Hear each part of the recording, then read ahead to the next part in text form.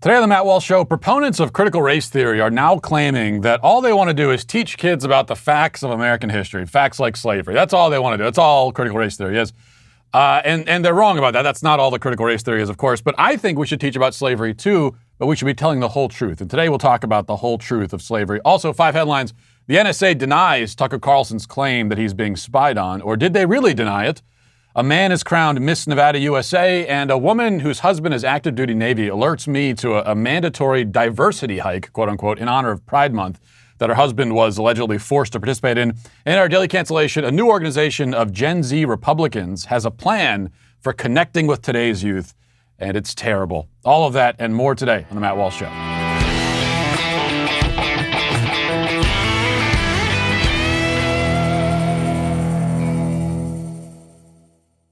Yeah, I've told you about how we were on vacation and traveling, and that's always a lot of fun. But one of the problems when you're traveling is that you can encounter, whether you're at a hotel or at someone's house, there are a lot of uncomfortable beds and mattresses out there that you have to deal with. And I know that for me, I was just waiting until I could get home to my Helix Sleep mattress again, because nothing beats a Helix Sleep. Helix Sleep has a quiz that takes just 2 minutes to complete and matches your body type and sleep preferences to the perfect mattress for you. If you like a mattress that's really soft or firm, if you sleep on your side or your back or your stomach, whatever your sleep preferences are, with Helix, there's a specific mattress for each and everybody's unique taste. Helix is awesome, but you don't need to take my word for it. Helix was awarded the #1 best overall mattress pick of 2020 by GQ and Wired magazine. And if you want to know why, all you got to do is get a Helix mattress. Just go to helixsleep.com/Walsh, take their 2-minute sleep quiz, and they'll match you to a customized mattress that will give you the best sleep of your life. Right now, Helix is offering up to $200 off and free pillows with all mattress orders for our listeners at helixsleep.com/Walsh. That's helixsleep.com/Walsh for up to $200 off your mattress order. As critical race theory faces ever-mounting criticism, the strategy of its proponents is to start throwing mud in the water. They can't stand by their real beliefs or defend what they're actually doing, so instead they try to turn the discussion about critical race theory into something else entirely. We've talked about that already, but the efforts are getting more and more desperate. So Henry Rogers, stage name Ibram X. Kendi, went on MSNBC yesterday and claimed that he doesn't believe that white people are inherently racist. Let's listen to that. Do you believe that white Americans are inherently racist? Oh, I do not. And indeed, in How to Be an Anti-Racist, I make the case that we shouldn't believe that anyone is inherently racist or that we should identify anyone as a racist. Whoa, what? We shouldn't identify anyone as a racist? Well, that's news to everyone, including to Henry Rogers himself, who not long ago was saying stuff like this. It is critical for white people, for people in general, to stop denying their racist ideas, to stop denying the ways in which policies have benefited them, to stop denying their racism, and to realize that actually the heartbeat of racism itself is denial, and the sound of that heartbeat is, I'm not racist. Okay, so white people aren't inherently racist, and we shouldn't call people racist, but at the same time, white people need to stop denying that they're racist, and when they deny that they're racist, it only proves that they're racist. This would seem to be a rather confusing set of ideas until you realize that it's not a set of ideas at all. There are no set ideas. The ideas and claims change in order to accommodate the rhetorical needs of the moment. Fortunately for Mr. Rogers, he feels no moral obligation to be honest. He has a moral obligation to be honest, same as anyone else, but he doesn't feel it, being a congenital liar and all. Another strategy is to change the subject and pretend that the argument is about something else entirely. It's to pretend that the people opposed to critical race theory education are really opposed to education in general. So I thought this was a great example of this strategy. This is a video of a teacher offering a response to critical race theory critics, and she kind of demonstrates this approach. Let's listen to that. A response to Republicans, whenever you say we should teach about slavery or the genocide of indigenous people in the classroom, is, oh, well, it happened so long ago. Why do we need to know? Why does anyone need to know? Okay, why do you learn about the Holocaust? Why do you learn about the Rwandan genocide? Why do you learn about imperialism? Why do you learn about the Enlightenment? Why do you learn about the Soviet Union? Why do you learn about the American Revolution? Why do you learn about the Civil War? All those things were in the past. Why do we learn about them?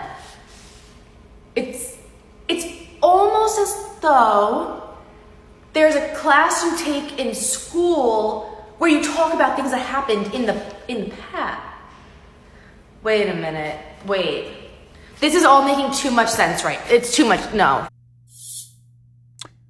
Gotta say, see-through shirt, interesting choice for the classroom.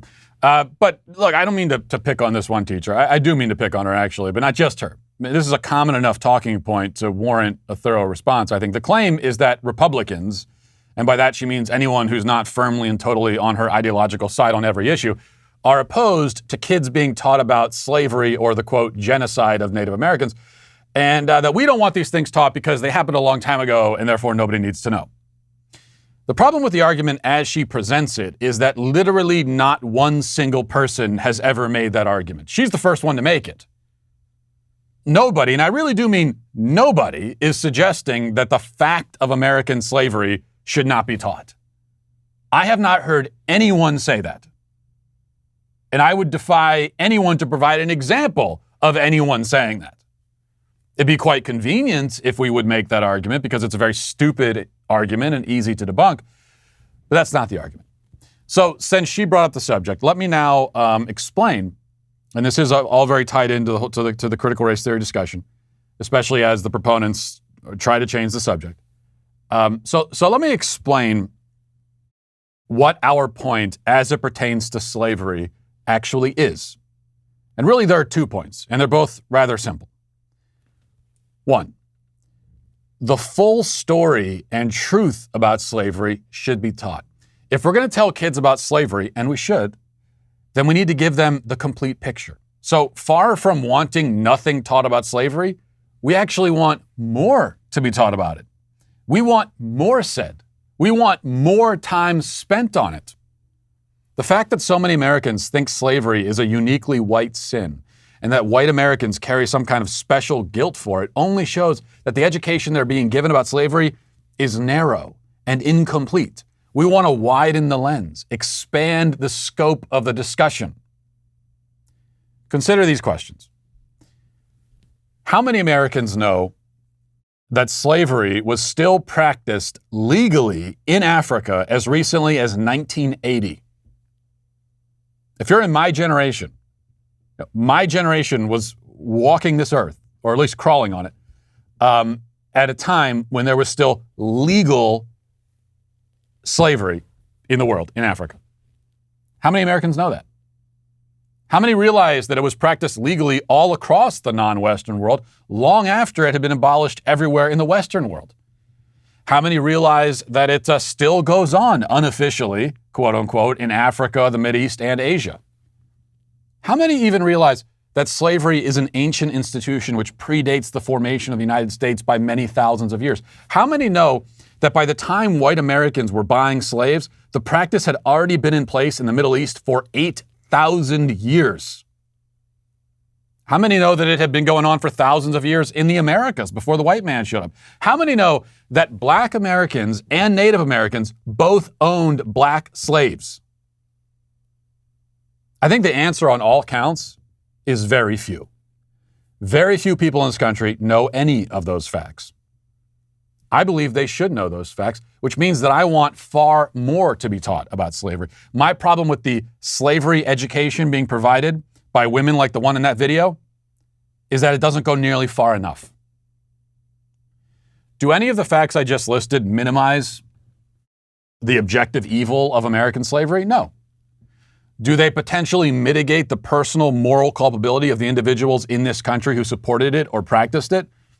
Yes, of course. I mean, someone who practices slavery today, and again, people do practice it today, is more morally culpable than someone who practiced it 200 years ago. The fact that slavery was an accepted institution the world over for thousands and thousands of years everywhere does not, again, make it less objectively evil, but it does call for the actions of the individuals who were involved in it to be judged within their historical context. And yet none of that is really the point. We should teach the full truth about slavery simply because it's the full truth. When we teach kids about science or technology or mathematics, do we pretend that all of those things were invented by and started with white Americans? Do we tell kids in school that Americans invented democracy or poetry or literature? No, you see, when it comes to the good things, the things of value, we make sure that our children know that other people throughout history and around the world contributed. And yet with slavery, we tend to take all the credit. Funny how that works, isn't it? That's our first point about slavery. The second is that no person living today should be made to feel any guilt at all for atrocities that happened before they were born, slavery included. And this is a really fortunate thing because there's a very good chance that all of us, every person alive today, is descended from slave owners at some point back in their family tree. Now, I know that I'm not descended from white American slave owners. My family got here after that was all done. But some far-removed relative way back there in my lineage probably owned some slaves somewhere at some point. And that's true for you too. It's true for everyone, black, white, or otherwise. You've also most likely had relatives who murdered, who robbed, who committed other unknown acts of savagery. The world is a brutal place today, and it used to be a whole lot more brutal. Nobody's ancestral line is pure or clean, so we can all be weighed down by guilt for things we didn't do and had no hand in, and which occurred before we even existed, or we can carry on with our lives. I suggest the latter. In fact, I don't think that you should even necessarily be weighed down by guilt for things that you did do. If you did something bad and you feel guilty, as you should, then make amends the best you can, apologize to the person you wronged, repent of your sins, change your ways, make your act of contrition. But there's nothing to be gained, no virtue to be found in walking around every day utterly obsessed with and possessed by the sins of your past for which you've already repented. And here I refer again to the sins of your past. Even those should not consume you. But the sins of someone else's past, sins in which you played absolutely no part whatsoever, if you feel guilt about that, then your situation is pathological. And those are my points about slavery. I think I can generally speak for all conservatives, really, on this. This is what we're saying about slavery. Yes, teach about it, but teach the right things. Teach the full picture, and don't cast blame where it doesn't belong. That's it. Pretty simple. Now let's get to our 5 headlines.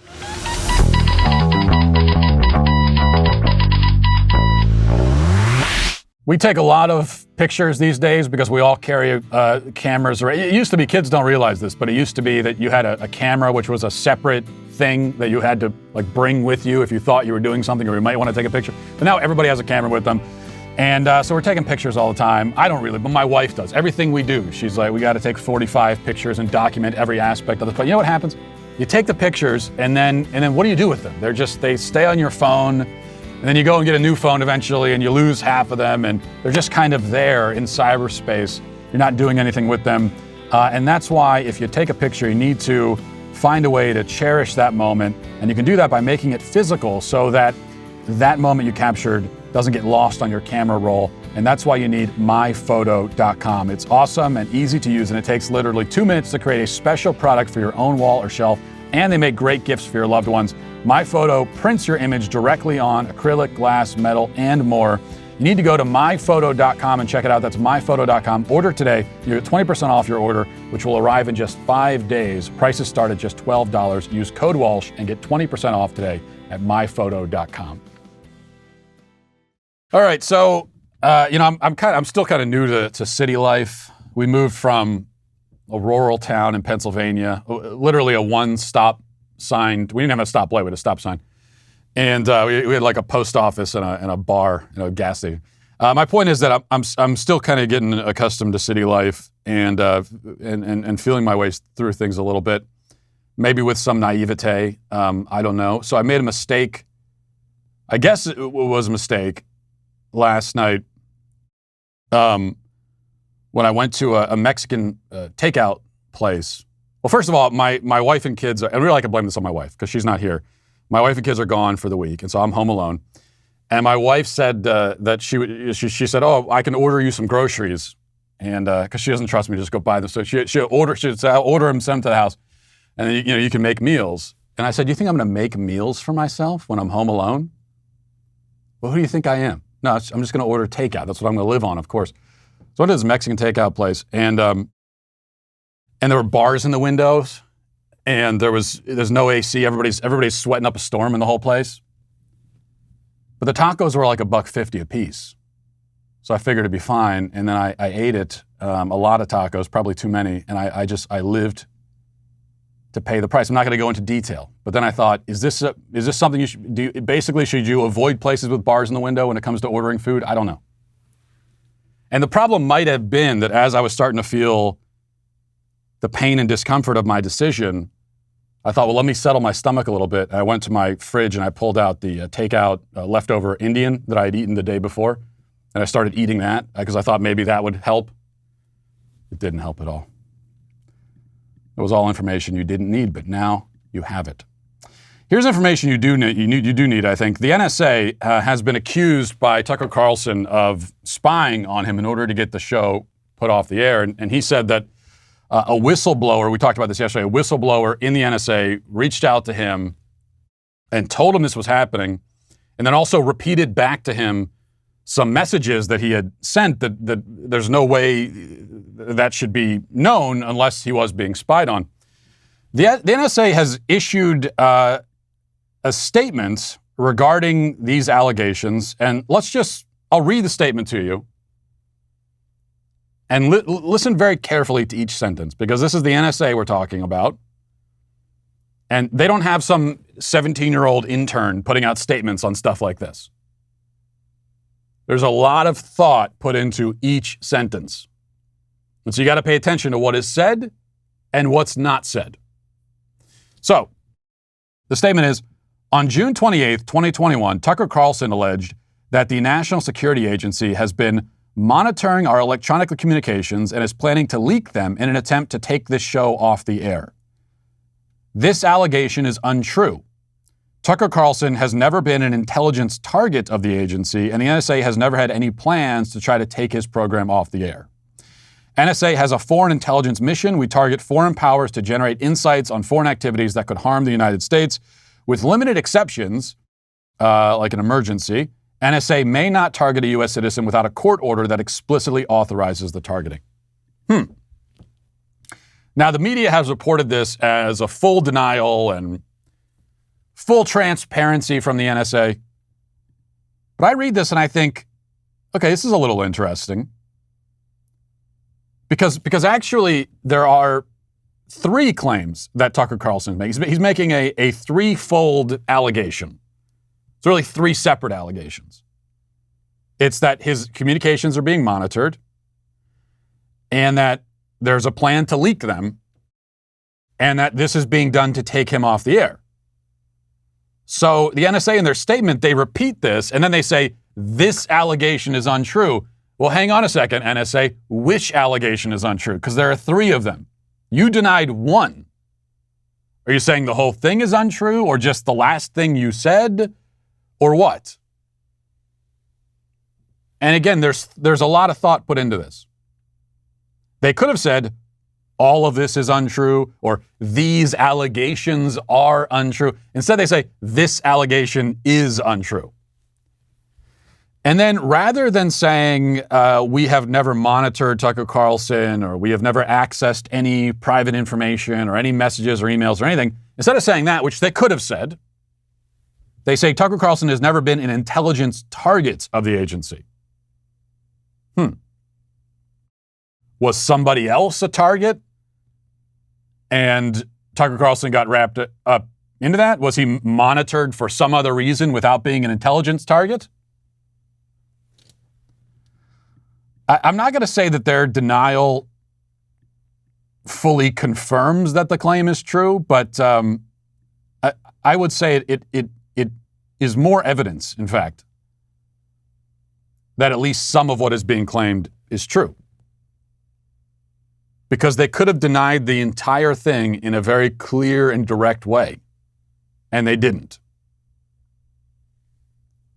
I mean, anytime someone denies, you make a claim and then they rephrase your claim in a different way and deny the rephrased version of it, that's always a red flag. Because Tucker Carlson says, they monitor me, they have my messages, and the NSA says, no, you've never been a target. Well, hold on, that's not exactly what I said. All right, let's go next here. This is from the New York Post. It says a transgender woman, quote unquote, that would be a male, has been crowned Miss Nevada USA for the first time in the pageant's history. Catalina Enriquez, 27, who only began competing last year in cisgender pageants, was named the winner Sunday in the competition at the South Point Hotel Casino in Las Vegas. Enriquez said, "One thing that's important for me is inclusivity, diversity, and representation. It's something I did not have growing up and is still lacking in today's world. Today, I am a proud transgender woman of color. Personally, I've learned that my differences do not make me less than, it makes me more than." I hadn't actually read this story till right now. I didn't, once you see the headline, you kind of get the gist of it. But that is just great. Isn't that? My differences don't make me less than, it make me more than what? More than who, I should ask. Well, we know exactly what he means. And the people who run Miss Nevada USA apparently agree. I'm better than actual women. I'm not just the equal to a woman or the same as I'm a better version. Because I'm a man. Men are better at everything, apparently. I mean, men are better at being women than women. This is the message we keep getting from our culture over and over again. As more and more men win these various competitions that are meant for women, whether it's athletics or now beauty pageants, Caitlyn Jenner, Woman of the Year. The message is that men make better women. That's the message. I certainly don't agree with that. But that's what we're being told. We hear so much from feminists about misogyny, the patriarchy and so on. And every time they talk about it, whatever direction they're pointing in, it's not there. But here's a real example of it. I don't know if I would call this the patriarchy, because I'm not exactly sure what that even is. But I would call this misogyny.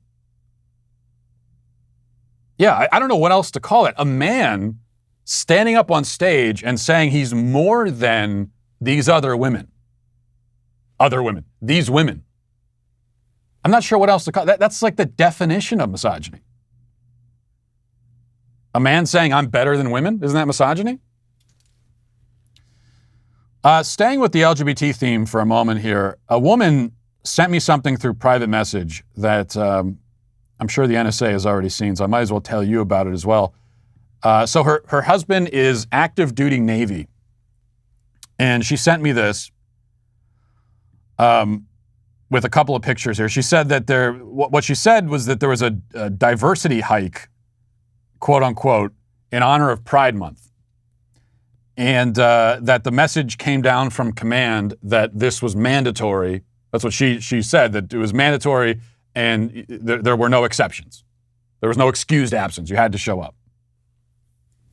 And she provided a picture of the flyer. It says, you can see the flyer there, LGBTQ Pride Month diversity hike. When the 25th of June, pride attire, colorful clothing, and why we will support our brothers and sisters whom are a part of the pride community. And then you can see the picture there. If it wasn't bad enough and disturbing enough, you look at the picture, look at that picture. There you see a rainbow American flag. This was in an official event put on by the military.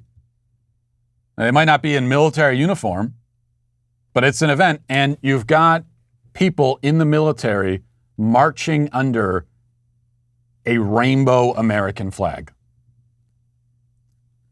I mean, I don't know, call me old-fashioned or something. I don't think that anyone in our military should ever march under any flag other than a United States flag, the real United States flag, not a gayified version of it. Now, you could see here, just based on the photographs, there's plenty of evidence that this thing actually happened. And in fact, you can go to the Facebook page where this was advertised and you can see that, yeah, this really happened. As far as the claim that it's mandatory, that's what she told me. I haven't seen any confirmation about that. And given the circumstance and that this is the military, this could have been one of those things where it's mandatory and you're made to understand that you need to show up, but we can't actually tell you that it's mandatory. It's kind of mandatory being communicated through a wink sort of thing. I'm not sure, but mandatory or not, there's no excuse for this at all. The diversity hike. While other countries' militaries are, focused on getting stronger, getting more lethal, getting better at killing the enemy, ours are having diversity hikes in honor of Pride Month under a rainbow flag. All right, next here we have some sad news today, reported by the Miami Herald. It says, quote, "The feds have indicted rapper Pooh Shiesty over the alleged shooting and robbery of two men outside of a Bay Harbor Islands hotel. The rapper, whose real name is Lontrell Williams, is now in federal custody and made his first Miami federal court appearance on Tuesday afternoon. The charges: discharging a firearm during a violent crime, conspiracy, and robbery under a law regulating commerce. Williams, 21, had been charged and freed on bond in Miami-Dade State Court over the same incident, but earlier this month, he was put back in jail on a separate charge over the alleged shooting of a security guard at the King of Diamonds strip club on Memorial Day. Now, I'm sorry, but I have to say, I can't believe that Pooh Shiesty would do this. This is not the Pooh Shiesty that I know. The Pooh Shiesty that I know, okay, is a gentleman. He's easily the most decent and courteous man to ever bear the name Pooh Shiesty. And now you expect me to believe he did something like this? Listen to the details of this crime, okay? One of the crimes. It sounds like there are a bunch of crimes being committed, but there's one of them anyway. It says, according to a criminal complaint, the trio in October arranged to buy some marijuana and high-end athletic sneakers from two men at the Landon Hotel in Bay Harbor Islands. Williams showed up in a rented McLaren exotic car, and then during the deal, Williams and Brown shot the two men, one in the hip, the other in the rear end, according to the complaint. The robbery was captured on video surveillance, according to the criminal complaint. Williams used a Draco subcompact machine gun and never paid either victim for the shoes or marijuana. Well, I would guess not. Generally, when you're shooting someone in order to steal, you don't pay. But shot the man in the ass over a pair of shoes. Now, I ask you, does that sound like something Pooh Shiesty would do? You tell me. And keep in mind something else here, too. The internet tells me that Pooh Shiesty recently linked up and did a song with a fellow named Spot'em Got'em.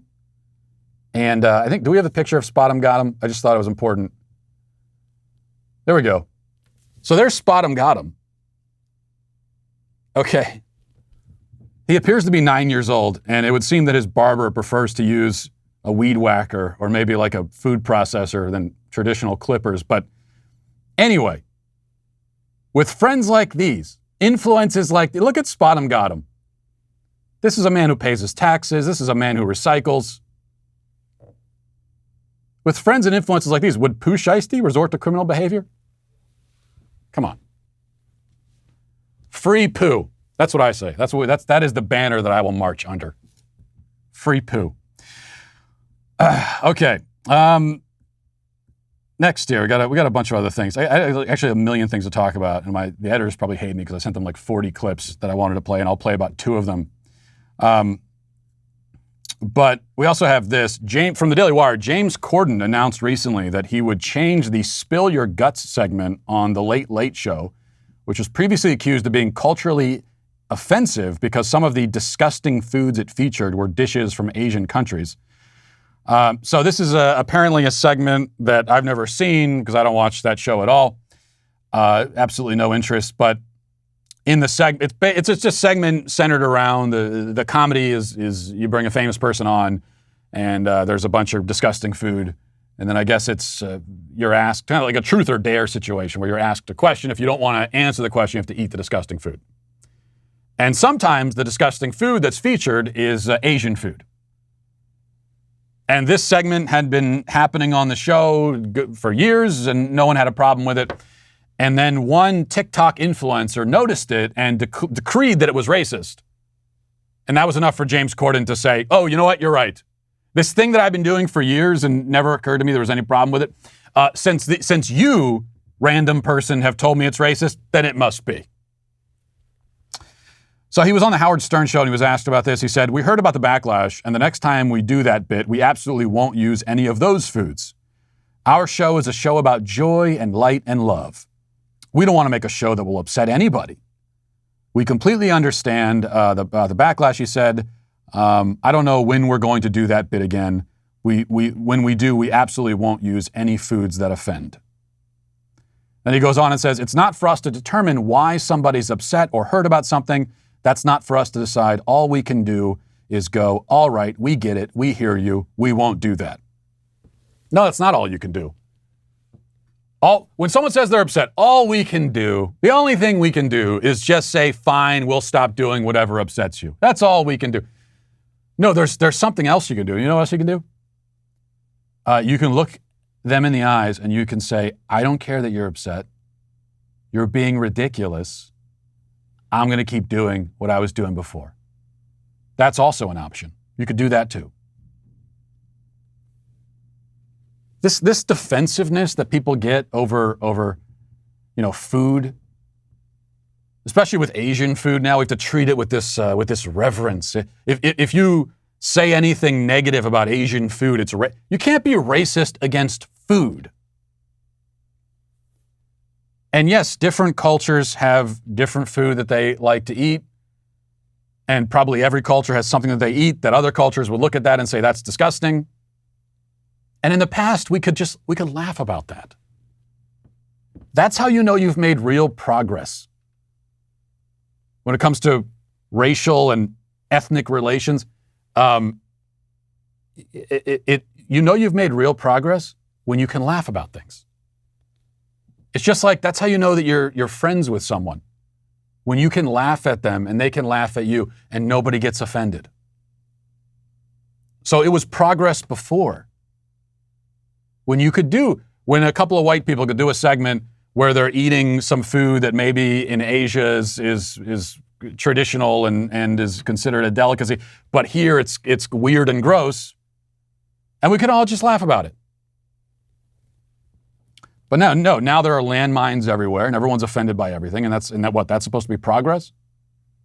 By the way, no surprise here, as USA Today reports, the TikToker who started the backlash by the name of Kim Sarah isn't happy with Corden's apology. Who would have thought? So Sarah told KCRW, according to USA Today, I feel like there's no accountability on his end. I think that the line was really drawn when he decided to mock foods that are used in predominantly Asian cultures. There are ways to go about comedy that don't offend and aren't culturally insensitive. Actually, there aren't. There's no way to go about comedy that won't offend somebody.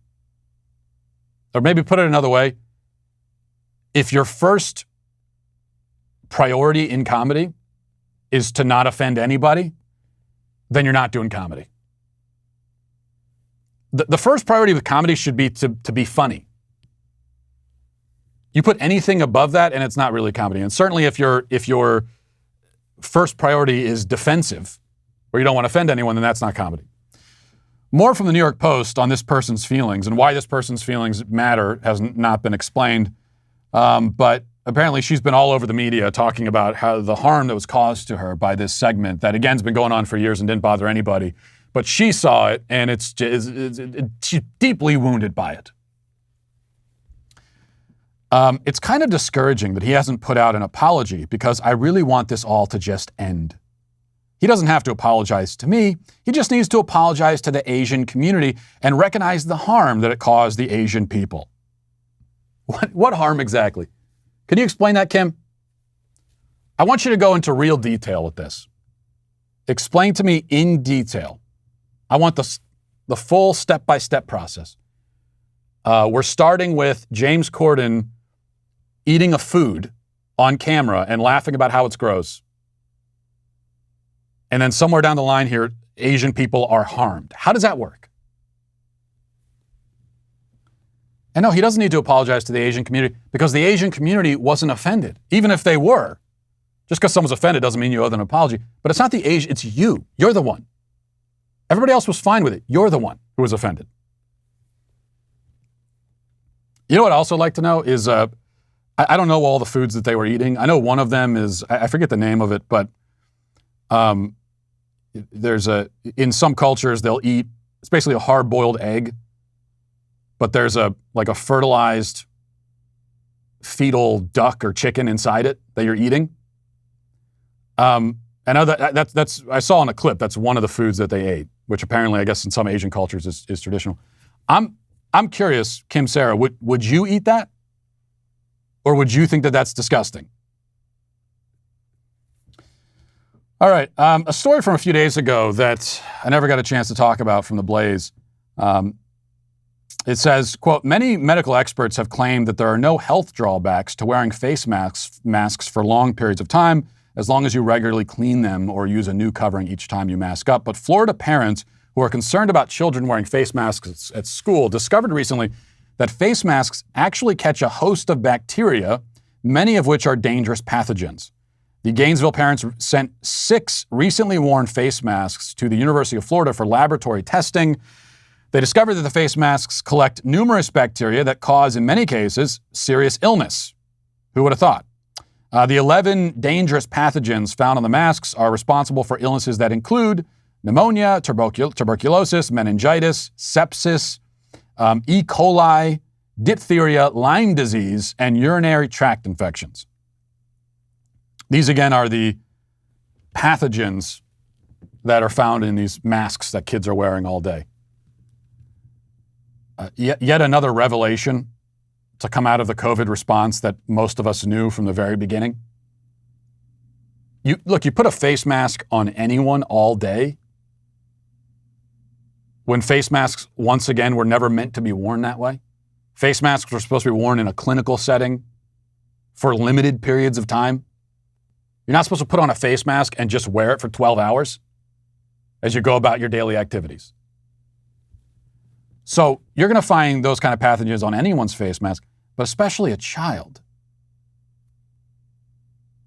All parents, all reasonable, rational parents know this.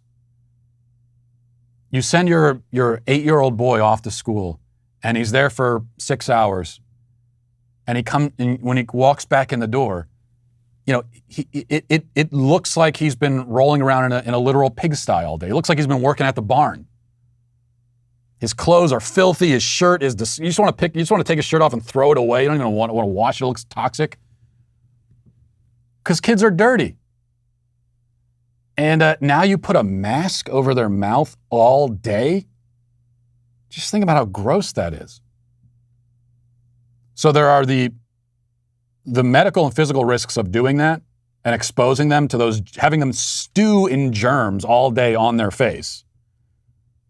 You got to weigh that against the risk of COVID, which is extremely, extremely small, given that they're kids. All right, number 5, I need to play this for you as well before we move on, because this is important to me, especially now that we have the bicep cam here. The bicep cam is proof that I'm an advocate of physical fitness, and that means that I'm especially disturbed by the epidemic of poor form in the execution of push-ups.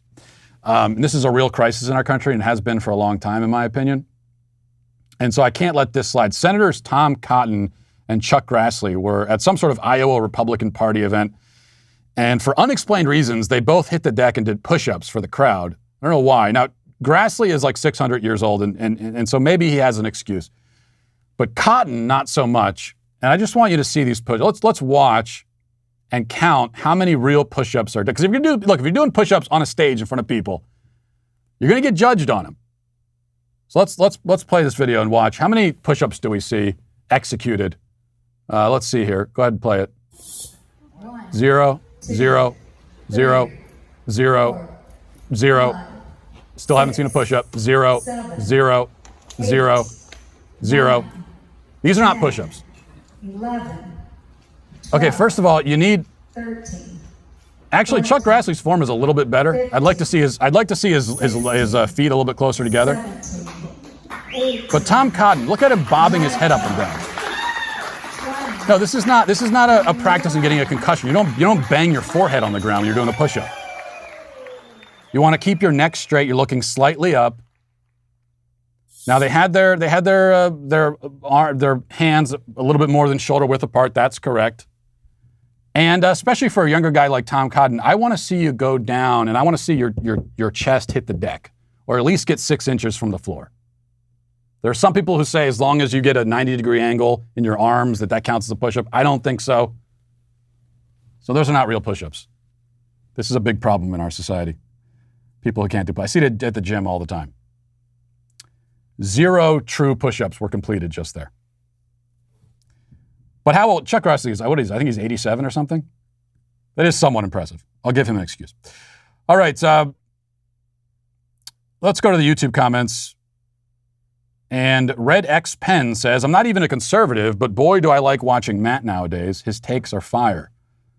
Well, not a conservative, but honestly, I'm not. Well, I guess I don't want to discourage you, but when I hear that from people sometimes I'll hear like leftists tell me that they watch the show. And I think, I don't even know how you can stomach it. But I'm glad you do.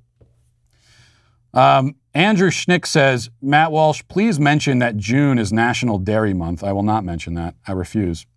Cody says, Matt, going to be in Nashville in a couple of weeks. Want to hang out? I'll bring the bass boat. Keep up the good work. If you can show me how to actually catch fish in this damn state, yes, we can hang out. Another comment says, what has conservatism conserved exactly? Yeah, it's a question I get all the time. What is conservatism conserved? The one thing I would say is gun rights. That I will give, reluctantly, I'll give the Republican Party and conservatism in general some credit for that. The left has not made anywhere near the kind of progress they've tried to make in terms of infringing on gun rights. Doesn't mean they're not trying. They're going to keep trying.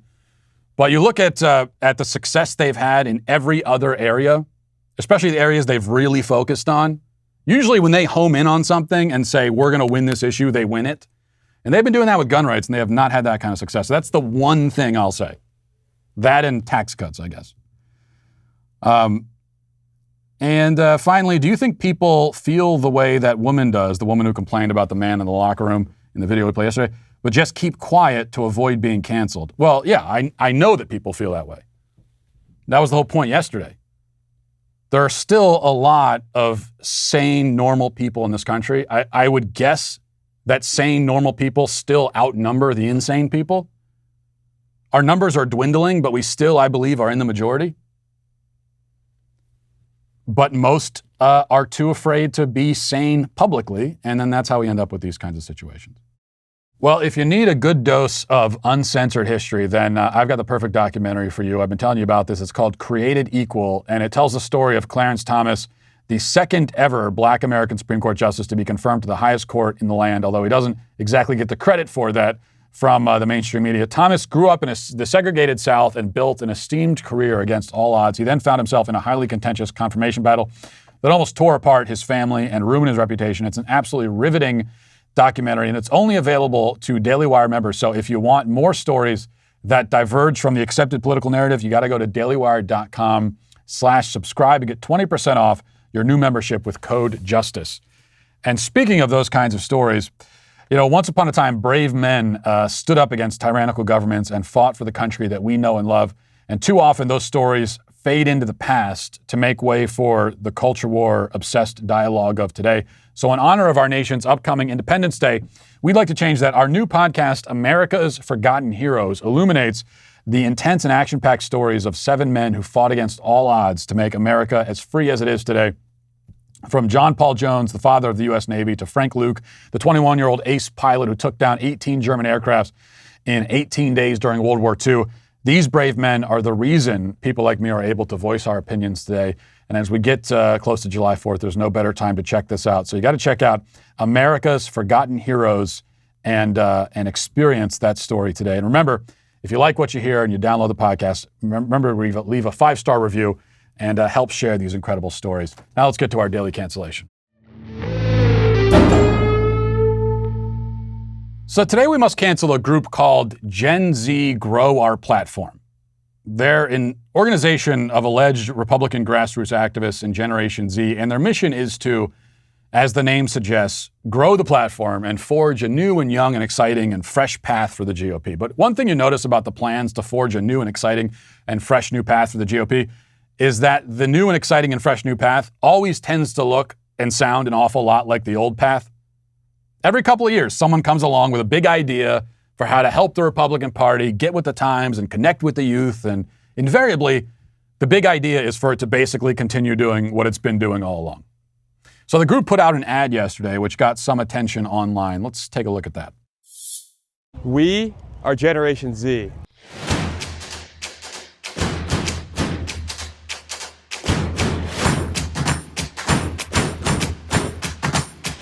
We are the most creative and eager generation. Despite all of the memes and contrary to popular belief, we are not automatically Democrats. Sometimes they just feel like they're the only option. Equality, education, the environment, and entrepreneurship. The 4 E's that are key to preserving the GOP in the long run. We're the most diverse generation in American history. Above all, we are the generation ready to lead our country to a brighter future in the 21st century. Let me introduce you to some of my friends. We're going to show you how we're going to do this on the conservative side of the aisle. You know, we talk a lot about equality, but conservatives need to be engaged. This means promoting an equality of opportunity for all voices. No more litmus tests. Give people the freedom and security to live their own lives. As an immigrant from Cote d'Ivoire, I have benefited from world-class education right here in America. It will help me achieve my dreams and eventually attain my citizenship. But my story is the exception, not the rule. We need to pursue education reforms that lift up all students right here in the United States. I grew up in the rural Midwest. I saw firsthand the importance of a natural environment. Not only does it matter to the livelihood of millions of American farmers, but it's also God's creation and which we have a moral obligation to protect. Gen Z is independent. We think freely.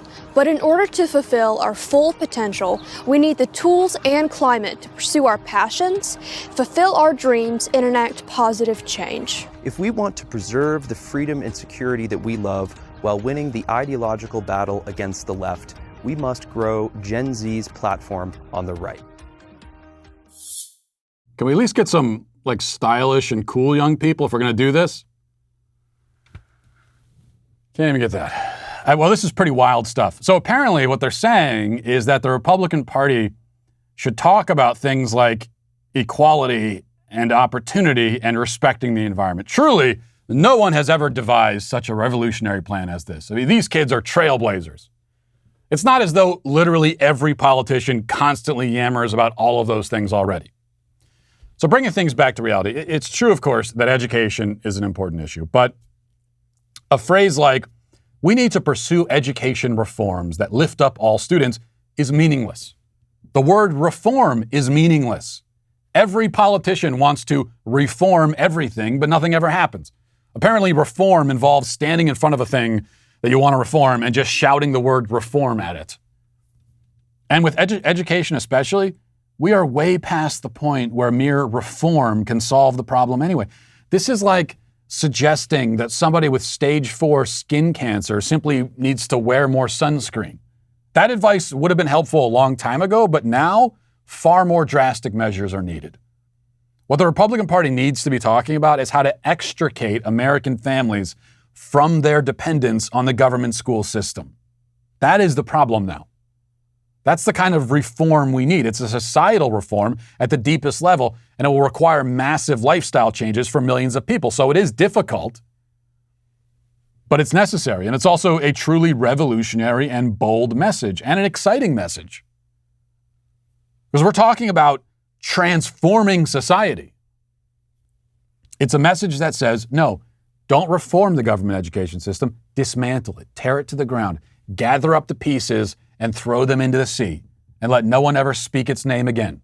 That should be our educational message. What are the other E's? The environment. Well, the problem there is that nobody cares about that. I'm here to tell you right now, nobody cares about the environment. Okay? Few people will admit it, but nobody really cares. I don't really care. I don't think about it at all. Even the people who pretend to care don't really. People generally understand that you shouldn't litter, you shouldn't engage in the wanton destruction of nature for no reason, but nobody's making significant and dramatic changes to their lives in order to save the environment or whatever. Nobody's doing that, or will do that. And that's okay because the environment will be okay. The planet is a pretty resilient thing. It's been around for over 4 billion years. It's survived asteroids and supervolcano eruptions and many other calamities. It'll be fine. This isn't something we need to spend time talking about. And anyway, like I said, nobody actually cares. What about equality? Well, here's another thing that conservatives don't need to talk about. What is equality anyway? What kind of equality do we want? Is equality some sort of universal good? No. It's not a universal good, and it's not universally attainable. The only kind of equality that we need to worry about is equality under the law. There shouldn't be any laws which target or disenfranchise people based on race, sex, etc.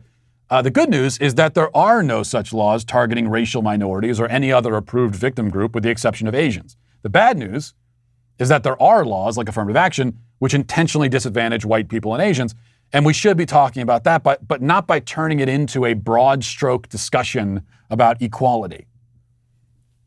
And then there's entrepreneurship. Sure, entrepreneurship is good. We want more of that. And we want to protect small business owners and all of that, and yada, yada. But are any of these issues the sorts of issues that really drive people at the deepest level? Are these the things that stir men's souls? Are people lying awake at night, tossing and turning, worried about these kinds of things? Are people sitting at their kitchen tables right now, furrowing their brows, rubbing their temples, fretting about whether we have the right environmental policies in place? No. Is anyone going to see that ad that I just played and feel fired up and ready to charge into battle, eager to fight for the soul of our nation? No. We live in a country where life, sanity, reason, virtue, science, truth are all under attack at the most fundamental level. Our nation itself, our sovereignty hangs in the balance. The most powerful forces in our culture, from government to academia to media to corporate America, are all conspiring in this assault. And that is what worries people. That's what keeps people awake at night, young and old and in between. I know because they tell me all the time. These are not academic issues either. These are real and tangible. And these are things that Republican leaders and lawmakers could be doing something to stop. They could be addressing it. We could have laws in place around all of these issues, but we're not doing anything. And that's what the conservative movement of the future should be focused on. If it's not focused on that, then it might as well put up the white flag and surrender. And that's what this ad is really proposing in so many words. What it's really saying is it was a lot of words to really just say, give up. And that's why the ad and those responsible for it are, as tradition dictates, canceled. And we'll leave it there for today. Thanks for watching. Thanks for listening. Have a great day. Godspeed.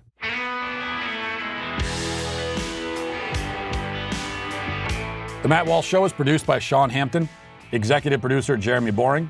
Our supervising producers are Mathis Glover and Robert Sterling. Our technical director is Austin Stevens. Production manager Pavel Vodosky. The show is edited by Sasha Tolmachov. Our audio is mixed by Mike Coromina. Hair and makeup is done by Nika Geneva. And our production coordinator is McKenna Waters. The Matt Walsh Show is a Daily Wire production. Copyright Daily Wire 2021. Today on The Ben Shapiro Show, according to ESPN, a woman is a he, a she, and also a them. We'll talk about it today on The Ben Shapiro Show. Give it a listen.